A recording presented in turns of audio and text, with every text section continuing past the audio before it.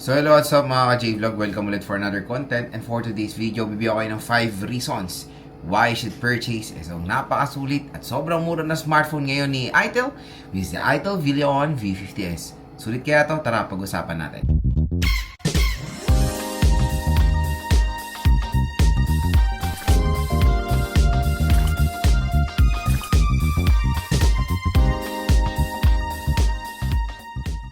So for today's video mga idol, another content na naman tayo, and this time ang pag-uusapan natin ng Itel Vilion V50s. So itong smartphone na to ay syempre recently lang at fresh lang po yan dito lumabas sa Philippines, at isa to sa napakamura na smartphone na pwede nyo makonsider na i-purchase ngayon 2026.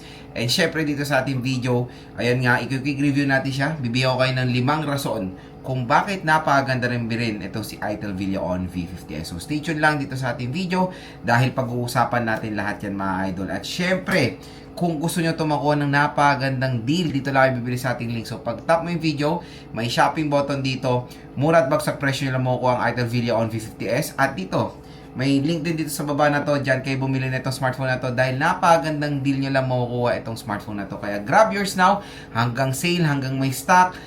Dahil paniguradong napakasulit din itong si Itel Vilion V50s. So when it comes sa variants niya, marami siyang variant eh. Meron tayong 3GB 32, may 32GB to eh, 3GB 64, at I think meron to 4GB of RAM. Kaya ito usually ang range nito is 3 to 4,000 pesos. Ang pinakamura is sa 32GB.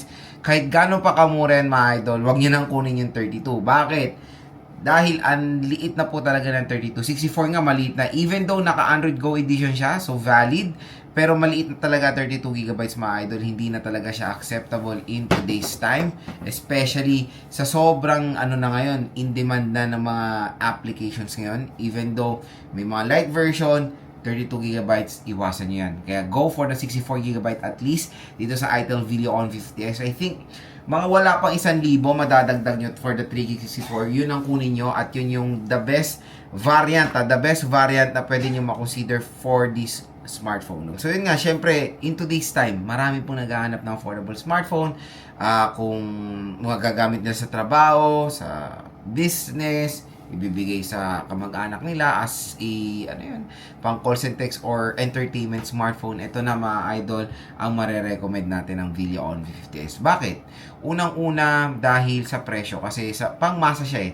Yung presyo niya hindi na natin gano'n nakikita sa karamihan ng mga brands dahil sobrang taas po ng smartphones ngayon. Even, yes, tumaas ang presyo ng gasolina, pati mga smartphone nagsitaas po ang presyo. Pero hands down sa Vilion, nakapag-offer pa rin sila ng affordable na tablet. Again, Vilion parang sub-brand yan ng Transsion kasi hindi siya fully Itel na brand. Vilion po ang brand nito, Vilion V50s. Under Itel Store lang siya dito sa Philippines, okay? So first reason nga, yun nga, why you should buy the Itel Vilion V50s is yung affordability.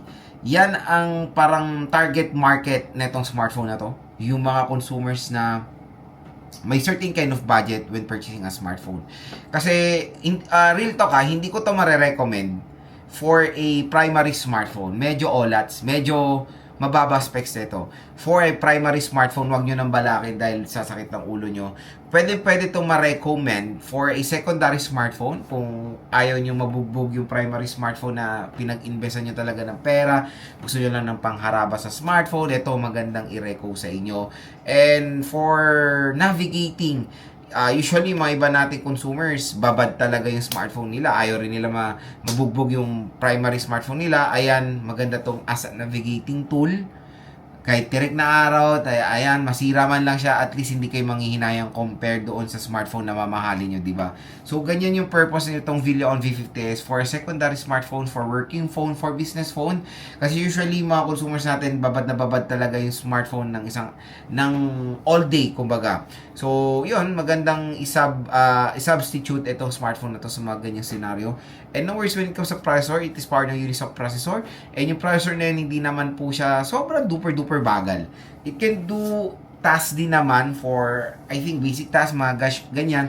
Pero wag nyo nang balakin tong gamitin for gaming dahil medyo mababa po or low specs talaga yung kanyang specification for that kind of things. Ayun nga, second reason why you should buy the Itel Vilion V50S is yung display.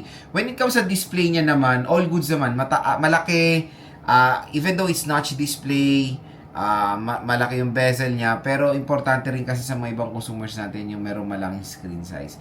So, syempre pag maglalaro kayo dito, or even manonood, may enjoy nyo rin naman siyang gamitin. It's 90Hz screen refresh rate din siya, HD plus 720p resolution na very basic na specification for a budget smartphone ngayong taon. Third reason natin mga idol is yung form factor niya and design. So, marami rin mga consumers na parang isang reason when buying a smartphone is design aesthetic. Ito nare-resemblance ko to sa Poco smartphone, yung Poco M7. So, medyo meron siyang pagka-sporty look. At maganda naman yung design niya, hindi siya OLED. At paniguradong when it comes sa form factor, yun, na-try nga natin siya. In fairness, magaan din naman itong smartphone na to. Fourth reason, mga idol, is yung kanyang camera. So, sa camera, in fairness, maganda rin naman ang mapoprovide ng cam. For the camera, okay naman, reasonable. Siyempre, pag gagamitin nyo to, always manage your expectation kung magkano nyo lang siya nakuha. So, for the quality, again, kino-compare ko siya for a price na ganito, na 3,000 to 4,000 pesos. Malinaw din naman mga idol. Front-facing camera, malinaw din. Pero, syempre, depende, of course, sa lighting condition pa rin. Depende sa tama ng ilaw. So, sa ganyan mga senaryo, makakapagbigay rin naman ng fair quality ang Itel Vilion V50S when it comes to camera performance. Final reason natin why you should buy this device is yung kanyang biometrics. So usually kasi yung mga ibang biometrics ng budget smartphone parang tinapyasan nila or nagkokoskat sila, tinatanggal yung face unlock, minsan walang fingerprint scanner. Ito meron mga idol kumpleto, meron tayong fingerprint scanner and in-display, meron tayong fingerprint scanner and face unlock na kumbaga when it comes sa biometrics, napaka-importante ng fingerprint scanner. Buti na lang hindi nag-cost-cut si Itel or si Vilion V50S sa mga ganyang things. And when it comes sa battery neto, hindi to yung rason nyo bakit to bilhin or reason dahil medyo mababa battery niya is 4,000 mAh battery capacity na hindi na acceptable in today's market, di ba? Usually, ang pinaka-minimum talaga is 5,000 mAh battery capacity. Kaya nga, ulitin ko, hindi ko siya marirecommend as a primary smartphone. Pwede lang siya for a secondary smartphone. So, yung mga idol, napakamura lang na itong si Vilion V50S. Isa talaga to sa, kumbaga, napupusuan ng mga consumers natin, especially for a budget smartphone. Pwede na siya, basta wag nyo lang siyang gagamitin for hardcore gaming, mga ML pwede yan, or MOBA games, pero very limited lang malalagay nyo dyan dahil maliit lang naman ang kanyang storage. Pero, I think for that kind of things, nakakatuwa lang naman na sa panahon natin ngayon na sa lahat ng sisitaasan, meron pa rin mga brand na nag-o-offer ng murang smartphone na alam nila na meron ito talagang target consumer, okay? So, ulitin ko, yung processor niya, hindi siya ganun kaganda when it comes sa speed, when it comes sa performance, pero it can do the job din naman sa mga casual usage lang.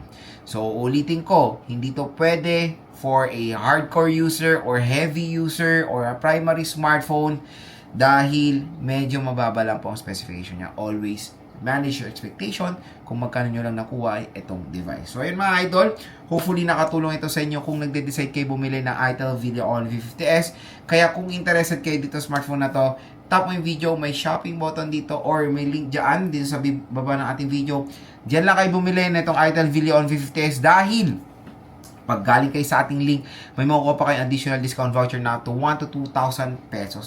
So, happy checkout mga idol. At kung nagustuhan nyo itong video na to, marami po tayong mga reviews about sa mga smartphones. Stay tuned lang.